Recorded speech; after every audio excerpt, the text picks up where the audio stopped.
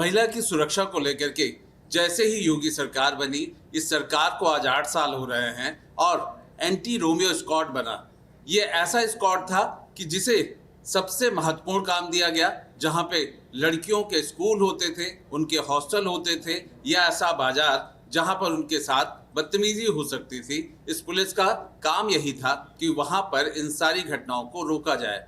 अगर आंकड़ों की बात करें तो लगभग 1 करोड़ से ज़्यादा ऐसी जगह थी जहां पे पिछले 8 सालों में इस एंटी रोमियो स्क्वाड ने उन जगहों को जाकर के देखा और 4 करोड़ से ज़्यादा लोगों को कहीं ना कहीं सर्च किया। इस वक्त हम आपको एक वीडियो वॉल दिखा रहे हैं जो कि एंटी रोमियो स्क्वाड के साथ कहीं ना कहीं इसको मर्ज किया गया है। कैसे हेल्प की जाती है देखिए, हम दिखा रहे हैं आपको कि लगातार यहाँ से लड़कियों का निकलना जारी है, ये स्कूल से निकल रही हैं और इनके साथ साथ ये जो सेफ सिटी है उसे कैसे मर्ज किया हुआ है। अंकित हमारे साथ हैं जो कि पूरे इस टेक्निकल एस्पेक्ट को देखते हैं। अंकित, अगर इस तरह की कोई बात होती है तो आप कैसे एंटी रोमियो या लड़की के साथ अगर छेड़खानी हो रही है, उसके साथ बदतमीजी हो रही है, तो किस तरह से कोऑर्डिनेट करते हैं? हम लोगों ने पूरे शहर में अराउंड 222 स्पॉट्स पे कैमरे लगा रखे हैं। पूरे कैमरे अराउंड 1300 कैमरे हमारे लगे हुए हैं, जिसमें सारे एंट्री एग्जिट पॉइंट्स से लेके सारे गर्ल्स हॉस्टल, स्कूल्स और जितने भी सेंसिटिव प्लेसेस हैं वहाँ पे कैमरा लगा रखे हैं। तो वहाँ पे जैसे ही कोई इंसिडेंट होता है और कैमरा हमारे पास एआई है, तो एआई के थ्रू हमारे पास जब अलर्ट आता है तो सीधे हम उसको अलर्ट को एक्नॉलेज करके 112 को इन्फॉर्म करते हैं और ऑन ग्राउंड पुलिस स्टाफ को इन्फॉर्म करते हैं। और जैसे ही कोई घटना से पहले ही हम पहुंच जाते हैं और पुलिस वहाँ पे तुरंत रिस्पॉन्स करती है। मतलब हम माने कि अगर हमने देखा कि किसी क्षेत्र में कुछ ऐसी गतिविधियां हो रही हैं जहाँ महिलाओं का खतरा है, वहाँ पे वैसे भी पुलिस रहती है, लेकिन एंटी रोमियो इस तरह की पुलिस तेजी से पहुँच जाती है। जब आप सर हमारा कोऑर्डिनेशन पूरा जो डिफरेंट पुलिस की डिफरेंट विंग्स हैं, चाहे क्राइम है चाहे एंटी रोमियो, तुरंत उनको इन्फॉर्मेशन देते हैं जिससे वो तुरंत एक्ट कर पाएँ, मतलब इंसिडेंट हो ना पाए। हमारी पूरी कोशिश इसमें रहती है अगर हुई तो तुरंत उसका रिस्पॉन्स मिले।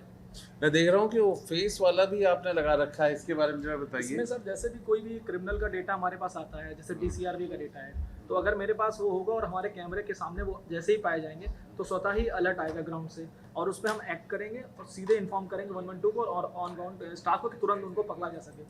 कोई भी क्रिमिनल इसका डेटा मेरे पास होगा, अगर वो कैमरे के सामने मेरे आएगा तो तुरंत उस पर हमारे पास अलर्ट आ जाएगा और उस पर हम एक्ट कर सकते हैं उसके बाद। बिल्कुल, देखिए यही हम आपको बता रहे हैं कि उत्तर प्रदेश का नाम अगर हम महिलाओं को लेकर के बात करें तो कहीं ना कहीं सुरक्षा के इतने पुख्ता इंतजाम किए गए हैं।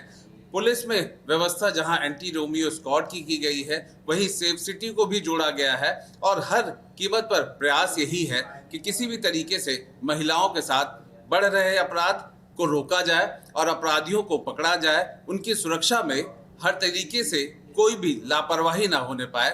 ये पिछले 8 साल में कम से कम इस सरकार ने इसी राह पर चलने की कोशिश की है। अब जिस तरीके से एंटी रोमियो स्क्वाड का गठन हुआ और लगभग सरकार को 8 साल होने को हैं, अगर हम उत्तर प्रदेश के लिहाज से या यूपी के लिहाज से देखें, इसका कितना ऑब्जेक्टिव पूरा रहा है और किस तरीके के रिजल्ट हैं, और लखनऊ में किस तरह से आप लोगों को चैलेंजेस या आगे उसको फर्दर इम्प्रूव कर रहे हैं, उसके बेहतर रिजल्ट आ रहे हैं? देखिए, जो एंटी रोमियो टीम्स का जब गठन हुआ था 2017 में, तब से लेकर के अनवरत अभी तक सभी थाना क्षेत्रों में जो है हमारी एंटी रोमियो टीम सादे वस्त्रों में पुलिसकर्मी जो है वो तैनात रहते हैं। जितने भी ऐसे भीड़ भाड़ वाले स्थान होते हैं जहाँ पर महिलाओं का आवागमन अधिक होता है, जैसे स्कूल खुलने और बंद होने के समय पर, कॉलेजेस के आसपास कोई बाज़ार जो साप्ताहिक बाज़ार लगते हैं, या आमतौर पे जो भीड़ भाड़ वाले स्थान जैसे लखनऊ में हजरतगंज हो गया, इन तमाम क्षेत्रों में एंटी रोमियो टीम्स की हमारी तैनाती रहती है। वो लगातार भ्रमणशील रहते हैं और ऐसे लड़कों पर जो कि फप्तियाँ कसते हुए पाए जाएं या फिर छेड़छाड़ करते हुए पाए जाएं या फिर सौदे के रूप में वहीं पर अगर घूम रहे होते हैं तो उनके विरुद्ध नियमानुसार कार्रवाई की जाती है। आवश्यकता अनुसार उनके पेरेंट्स को अवगत कराया जाता है या मुकदमा लिख करके उनको जेल भेजने की कार्रवाई की जाती है। ये पिछले लगभग 8 वर्षों में बहुत ही अच्छा इसका आउटपुट रहा है। इसमें महिलाओं में जो है एक आत्मविश्वास जागा है। इसकी वजह से हमें जो पर्सनली फीडबैक मिलता है उसमें भी लोगों ने इसकी बहुत सराहना करी है, लेकिन गुंजाइश हमेशा बेहतर करने की होती है। तो लखनऊ की अगर हम बात करें तो यहाँ पर सेफ सिटी प्रोजेक्ट के अंतर्गत इसको और एक्सपैंड किया गया। यहाँ पर लगभग 100 पिंक बूथ्स स्थापित किए गए जो सारे संवेदनशील स्थानों पर स्थापित हैं। इसके अतिरिक्त हमारे पास पिंक पेट्रोलिंग व्हीकल्स हैं जिसमें 10 फोर व्हीलर्स हैं और हमारे पास लगभग 100 जो है 2 व्हीलर्स हैं जो लगातार जो इम्पोर्टेंट पॉइंट्स होते हैं वहाँ पर एक्टिव रहती हैं और महिलाओं द्वारा ही पूरी तरीके से संचालित हैं। इसमें महिलाएं आकर के अपनी बात बेबाकी से और बिल्कुल सहज रूप से कह सकती हैं।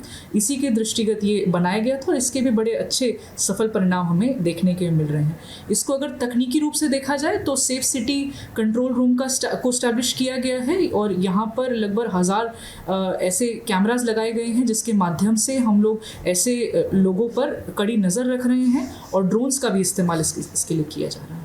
वीडियो जर्नलिस्ट सैफुल हसन के साथ Alok Pandey, News Nation, Lucknow. News Nation अब व्हाट्सएप पर खबरों की ताजा अपडेट के लिए न्यूज नेशन के इस QR कोड को स्कैन करें।